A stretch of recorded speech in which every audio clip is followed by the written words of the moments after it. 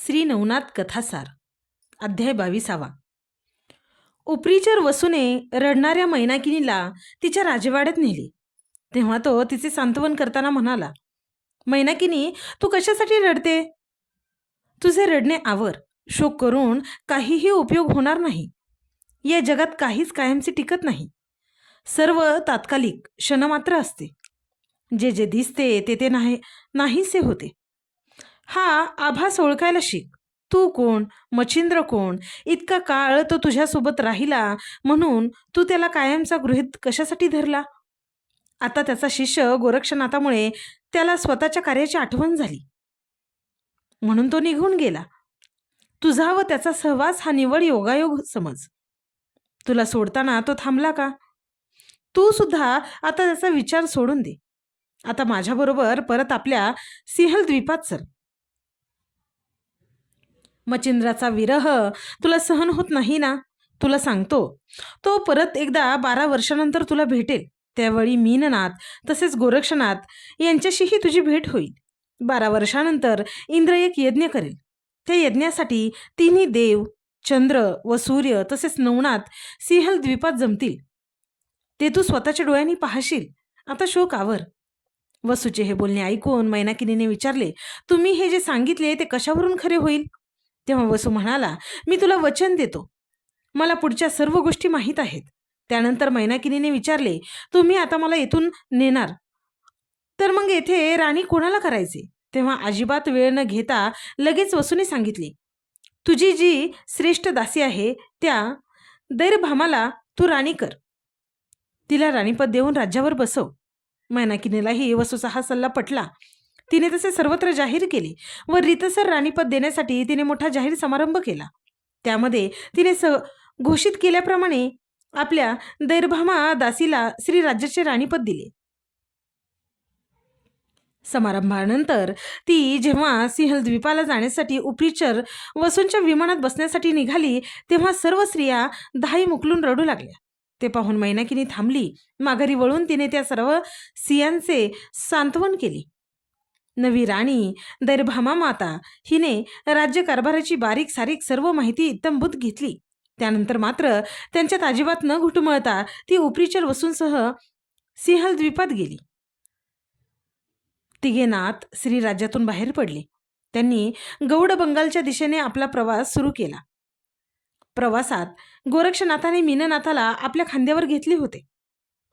अनेक गावांमधून गावे ओलांडत ते गौडबंगाल देशातील एका अमराईत पोहोचले. कानिब गोरक्ष भेटीची ती जागा होती. त्या दोघांच्या भेटीमुळे गोरक्षाला गुरु मच्छिंद्राचा ठाव ठिकाणा समजला होता. त्यामुळे त्या जागेबाबत गोरक्षाच्या मनात ओलावा होता. म्हणून मीननाथाला त्याने आपल्या खांद्यावरून खाली उतरवले. त्या जागेला त्याने वंदन केले. तेव्हा त्याच्याही नकळत 2 अश्रू ओघळले. ते नेमके मच्छिंद्राने पाहिले व रडण्याचे कारण विचारले. गोरक्षाने कोणताही आडपडदा न ठेवता सांगितले, गुरुजी, याच ठिकाणी कानिफाने मला तुमचा ठाव ठिकाणा सांगितला, म्हणून तर आपली परत भेट झाली. म्हणून ही जागा मला दैवता समान आहे. बद्रिकाश्रमानंतरच्या घटनाही गोरक्षाने मच्छिंद्राला ऐकवल्या. त्या ऐकून मच्छिंद्राने गोरक्षाला आलिंगन देऊन कुरवाळले. त्यानंतर गोरक्षाने मीननाथाला परत आपल्या खांद्यावर घेतले. त्यांचा प्रवास पुढे सुरू झाला. वाटेत हेलापट्टण गाव लागले.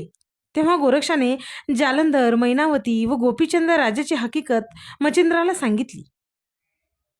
ते ऐकून मच्छिंद्राला मैनावतीला भेटण्याची इच्छा झाली. त्यामुळे ते राजवाड्यात गेले. त्यांनी सेवकाद्वारे मैनावतीला निरोप पाठवला. मैनावतीने लगेच त्यांची भेट घेतली. तिने त्या तिघांचे उत्कृष्ट आदरातिथ्य केले.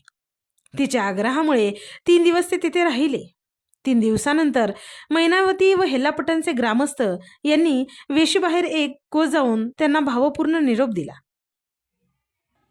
त्यानंतर जगन्नाथपुरी व पुढे सौराष्ट्रात ते गेले. गावाच्या एका बाजूला असणाऱ्या धर्मशाळेत त्यांनी मुक्काम केला. सकाळी गोरक्ष व मच्छिंद्र लवकर उठले आणि आटपून गोरक्ष भिक्षेसाठी गावात गेला. तेव्हा मच्छिंद्रनाथाने मीननाथाला उठवले. त्याला आडबाजूला शौचास पाठवले. तेवढ्यात गोरक्ष आला म्हणून मच्छिंद्राने गोरक्षाला मीननाथाची शौचा धुण्यास सांगितले. गोरक्षाने आडबाजूला जाऊन मीननाथाकडे पाहिले. तर त्याच्या सर्वांगाला शौचा लपेटलेली होती. त्यामुळे गोरक्ष खूप संतापला. मायाधीन झालेल्या लोकांची त्याला कीव वाटली. मच्छिंद्राने गोरक्षाला मीननाथाला नदीवर नेऊन त्याचे सर्वांग निर्मळ करून आणण्यास सांगितले. गोरक्ष तसाच मीननाथाला घेऊन नदीवर गेला. त्याने त्याला पाण्यात बुचकळले. पाण्याच्या प्रवाहात मीननाथाच्या अंगावरील मैला धुवून गेला. गोरक्षाने गुरुनी सांगितल्याप्रमाणे मीननाथाचे सर्वांग निर्मळ करण्यासाठी त्याला नुसते बाहेरून स्वच्छ करून उपयोग नाही, तर आतूनही स्वच्छ केले. म्हणजेच काय, तर त्याला आतूनही स्वच्छ केले पाहिजे असा विचार केला. म्हणूनच जवळच असणाऱ्या खडकावर गोरक्षाने मीननाथाला आपटले. त्यामुळे तो तत्काळ रक्तबंबाळ होऊन मरण पावला. त्याचे खडकावरून पाण्यात पडत असलेले रक्त मासे पिऊ लागले. ते पाहून गोरक्षाला समाधान वाटले. तो मनातल्या मनात म्हणाला, प्राण्यांची पोटे तरी या रक्ताने भरतायत. आता याचे सगळे मांस व रक्त या माशांना टाकतो. त्याने लगेच आपला विचार अंमलात आणला. ते प्रेताची त्वचा गोरक्षाने सोलून काढली. मांसाचे व हाडांचे बारीक बारीक तुकडे करून ते सर्व माशांना खायला घातले. ते सर्व माशांना खायला टाकले आणि सोललेली त्वचा स्वच्छ धुतली व तेवढीच घेऊन गोरक्ष परत त्या धर्मशाळेत आला. गोरक्षनाथ धर्मशाळेत पोहोचला तेव्हा मच्छिंद्र तेथे होता. तो गावात गेलेला होता. बाहेर असणाऱ्या एका झाडाच्या फांदीवर गोरक्षाने मीननाथाची कातडी वाळत घातली. थोड्या वेळाने मच्छिंद्रनाथ परत आला. स्त्री राज्यात राहिल्यापासून त्याला मद्यपानाची सवय लागलेली होती. म्हणून मद्यपान करण्यासाठी तो गावात जाऊन आला होता. मच्छिंद्राला मीननाथ कुठेच दिसला नाही. एकटा गोरक्षनाथ निवांत बसलेला त्याने पाहिला. मच्छिंद्राने गोरक्षाला विचारले, काय रे गोरक्षा, मीननाथ काय बाहेर खेळायला गेलाय का? गोरक्ष उत्तरला, तुम्ही सांगितल्याप्रमाणे मी त्याला स्वच्छ करून आणला आहे. ते ऐकून मच्छिंद्राने त्याला विचारले, असं म्हणतोस तर आता तो कुठे आहे? गोरक्षाने उत्तर दिले, तो काय, मी त्याला वाळत घातलाय. हे ऐकून मच्छिंद्र चमकलाच. त्याने विचारले, तू त्याला वाळत घातलाय म्हणजे काय? काय प्रकार आहे हा? तेव्हा गोरक्ष म्हणाला, तुम्ही स्वतःच पहा. तो पहा, समोरच्या झाडाच्या फांदीवर त्याला मी वाळत घातलाय. मच्छिंद्राने त्या झाडाच्या फांदीकडे पाहिले तर त्याला तिथे फक्त स्वच्छ धुतलेली त्याची ओली त्वचा दिसली. ते पाहून मच्छिंद्र ओरडला, हाय रे गोरक्षा, तुला मी काय सांगितले आणि तू हे काय केलीस? गोरक्षाने आपल्या गुरुला नदीवर त्याने केलेला सर्व प्रकार सांगितला. ते ऐकल्याबरोबर मच्छिंद्र पुत्रशोकाने रडू लागला. त्याने जमिनीवर लोळण घेतली. जमिनीवरची माती तोंडात घातली. मीननाथाच्या आठवणींनी तो रडू लागला. मीननाथाची कातडी त्याने कवटाळून घेतली. त्याच्या अश्रूंनी ती कातडी देखील पूर्ण ओली झाली. गोरक्षावर तो खूप चिडला. त्याचा हा पुत्रशोक पाहून गोरक्षाने संजीवनी मंत्राद्वारे मीननाथाला पुन्हा जिवंत केले. मीननाथाने बाबा बाबा म्हणत मच्छिंद्राच्या गळ्याला मिठी मारली. मच्छिंद्राला आता आनंद झाला. त्याच्या आनंदाश्रूंनी मीननाथ पुन्हा ओला झाला. मच्छिंद्रनाथांचा पुत्रलोप पाहून गोरक्षनाथ त्यांना म्हणाला, गुरुजी, तुम्ही विरक्त आत्मज्ञानी असताना एवढा मोह तुमच्यात कसा काय निर्माण झाला आहे? स्वतः तुम्ही देखील त्याला संजीवनी मंत्राद्वारे पुन्हा जिवंत केले असते. मग उगीच पुत्रशोकाने पुत्रमोहाने कशासाठी रडत होता? तुमचे काहीतरी चुकते आहे असे वाटत नाही का? मीननाथ, हे नाव व देह हे दोन्ही आभास आहेत. त्याचा आत्मा अविनाशी आहे. त्यामुळे आत्म्याला मरण येत नसते.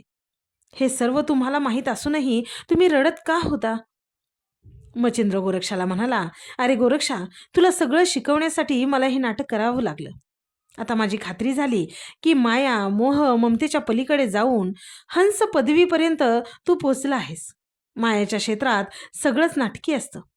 मीननाथ, हा जसा भास तसेच माझे रडणे हा देखील भासच आहे. तुला शिकवण्यासाठी मला रडावं लागलं. मीननाथाला निर्मळ करून आणायला तुला मी सांगितले तेव्हा तू जे केले ते अगदी योग्य केलेस. पण तूच बघ ना, आता गंमत. तुला मीननाथाची विष्ठा पाहून वाईट वाटले. त्याचे सर्वांग शौचाने भरलेले पाहून तुला किळस वाटली. ही वृत्ती तुला का निर्माण झाली याचा तू विचार केला आहेस? मीननाथाला मारल्यानंतर त्याचे रक्त मांस तू प्राण्यांना खायला घातलेस. म्हणजे तू ते प्राणी खरे मानले म्हणूनच ना? तुझे विटलेले मन मीननाथाला तू मारल्याचे कृत्य, माशांना रक्त मांस घालताना परोपकाराची तुझ्या मनात निर्माण झालेली भावना, या सगळ्यांना नेमके काय म्हणायचे? माझं रडणं तुला मायाधीन वाटलं. तसंच हे सर्व क्षणिक आहे, खोटं आहे, ही सगळी भ्रांती आहे, म्हणूनच सगळे शरीरधर्म खोटे आहेत, हे आता तरी तू पूर्णपणे ओळख. मच्छिंद्राचे हे बोलणे ऐकून गोरक्ष जागीच थिजला. त्याच्या अंगावर काटे उभे राहिले. त्याला स्वतःची चूक लक्षात आली. त्याच्या मनात मारुतीला वचनातून सोडवण्यासाठीच फक्त मच्छिंद्र मैनाकिनीच्या राज्यात राहिला.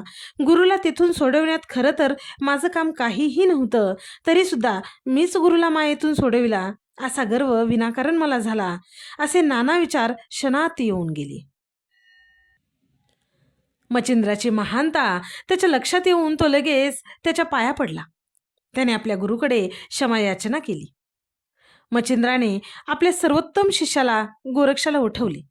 त्याला प्रेमाने आलिंगन दिले. तो गोरक्षाला म्हणाला, अरे बाळा, मी तुझी कसोटी पाहिली. तू कशाचेही वाईट वाटून घेऊ नकोस. आता सगळे झाले गेले ते विसरून जा. मनात काहीही आणू नकोस. फलश्रुती. या अध्यायाच्या नित्य पठनाने वा श्रवणाने पुत्राची इच्छा असणाऱ्यांना विद्यावान पुत्र लाभेल. तो विद्वज्जनात मान्यता प्राप्त होईल.